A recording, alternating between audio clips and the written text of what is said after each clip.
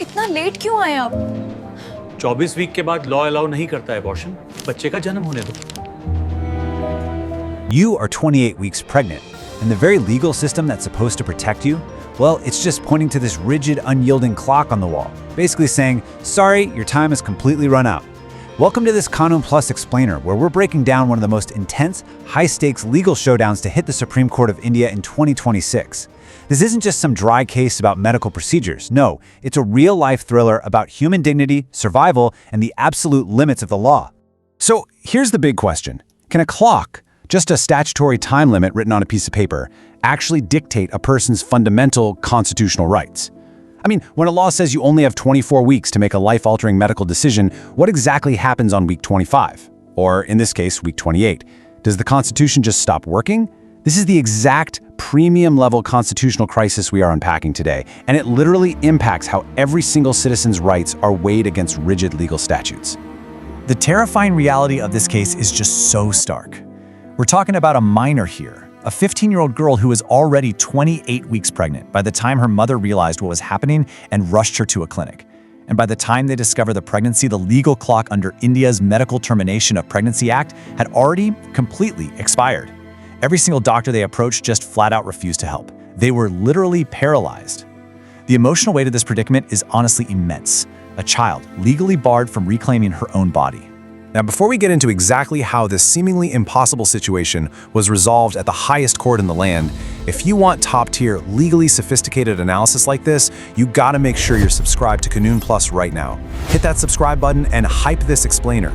We bring you the absolute sharpest breakdowns of the cases shaping our legal landscape, straight from the source material. Section 1.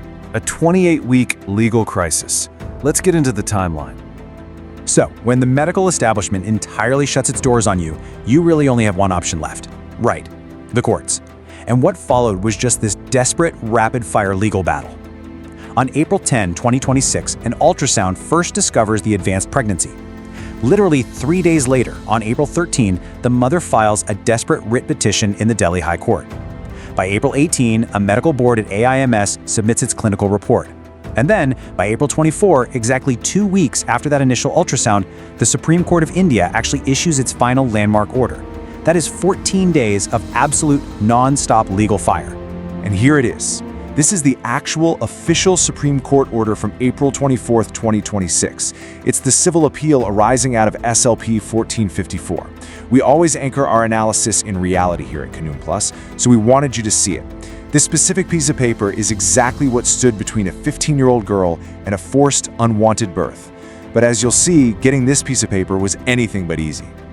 Which brings us to the next phase, the High Court refusal. Because right before reaching the Supreme Court, the minor actually faced a pretty devastating defeat. The Delhi High Court initially dismissed the plea. They relied strictly, almost mechanically really, on the clinical report from the AIIMS medical board. Because the report stated there was no officially diagnosed major psychiatric disorder, the High Court essentially said, well, her mental health wasn't in enough danger. The court also noted that at 28 weeks, the baby would be born alive and require resuscitation, and ruled that a termination now might pose risks to the minor's future reproductive health. So the High Court forced the minor to continue the pregnancy. It was a purely clinical, incredibly rigid interpretation of the situation. So now we enter the real showdown: statutes versus constitutional rights. This right here brings us to the absolute core of this explainer. It's a massive clash between written rules and human freedom that impacts every single citizen's rights. On one side, we have the Medical Termination of Pregnancy Act, acting as this strict boundary line, a maximum 24-week statutory limit. Period. End of story.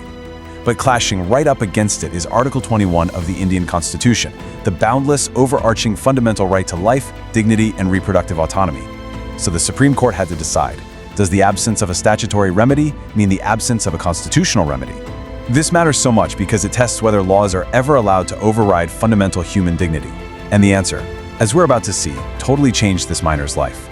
But first, let's look at the adoption argument. You see, before the final ruling, the state presented a counter-argument that we actually see quite often in these late-term cases.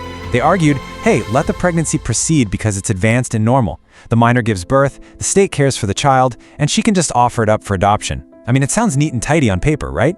But the Supreme Court fiercely rejected this. They ruled that you cannot forcefully instrumentalize a woman's body. You simply cannot compel a 15-year-old child to endure the grave mental, emotional, and physical trauma of forced childbirth just so the state can facilitate an adoption. The decisional autonomy of the pregnant woman unequivocally takes precedence over the abstract interests of an unborn child. And that leads us to the climax of the case, the Supreme Court verdict. Justices B.V. Nagaratna and Ujjal Boyan stepped in to elevate the minor's well-being right above that ticking statutory clock. They laid out 4 dispositive factors to bypass the 24-week limit entirely. First, the pregnancy was completely unwanted, stemming from a consensual relationship between 2 minors. Second, the minor was unequivocally, explicitly unwilling to continue it. Third, and guys, this is absolutely vital, she was in severe psychological distress. Remember how the High Court said there was no major psychiatric disorder? Well, the Supreme Court noted the horrifying reality that this 15-year-old had already attempted suicide twice since discovering the pregnancy. And fourth, forcing the birth would have irreversible, long-lasting repercussions on her mental health, her education, and basically her entire future. The judgment delivered an incredibly powerful legal precedent. They stated, "What is of relevance is the choice of the pregnant woman rather than the interest of an unborn child." Let that sink in. The Supreme Court made it crystal clear here. The absence of a formal, clinical psychiatric diagnosis by some medical board does not negate real-lived trauma. You absolutely cannot force a vulnerable minor to become a conduit for birth against her will. Her right to bodily integrity is absolute, even when the statutory clock has officially stopped ticking.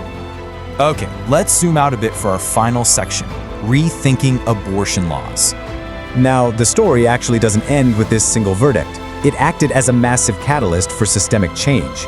Just days later, on April 30th, during proceedings arising from a challenge by AIIMS, a bench comprising Chief Justice Surya Kant and Justice Joy Mallya Bagchi made some really profound oral observations.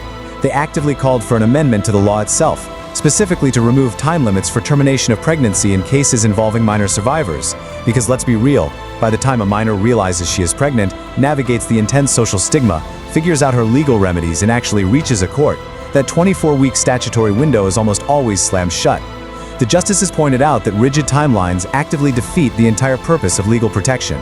Yes, statutory limits definitely bind the doctors, but they do not, and legally cannot, restrict the Supreme Court when it exercises its constitutional powers to do complete justice. The court also issued a pretty grave warning to the legislative body here. They said if you rigidly apply statutory limits without any room for extreme human circumstances, you don't actually stop late-term abortions. You just displace them completely outside the law. You push vulnerable women and terrified minors toward unsafe, unregulated, and totally illegal abortion centers, risking their lives entirely. The law just has to evolve to reflect reality. So, I want to leave you with a provocative question today. Based on everything we've unpacked in this explainer, should statutory timelines ever apply to minor survivors? Or is bodily autonomy an absolute constitutional right that transcends any clock? I really want to hear your legal analysis on this one. Drop your thoughts down in the comments below. If you found this breakdown valuable and you want to keep mastering the absolute complexities of the law with us, make sure you subscribe to Kanoonplus right now. Hype this explainer, share it with your peers, and get in on the debate. Thanks so much for learning. Follow Kanoonplus for court cases and real legal clarity. Subscribe now and drop your view in the comments.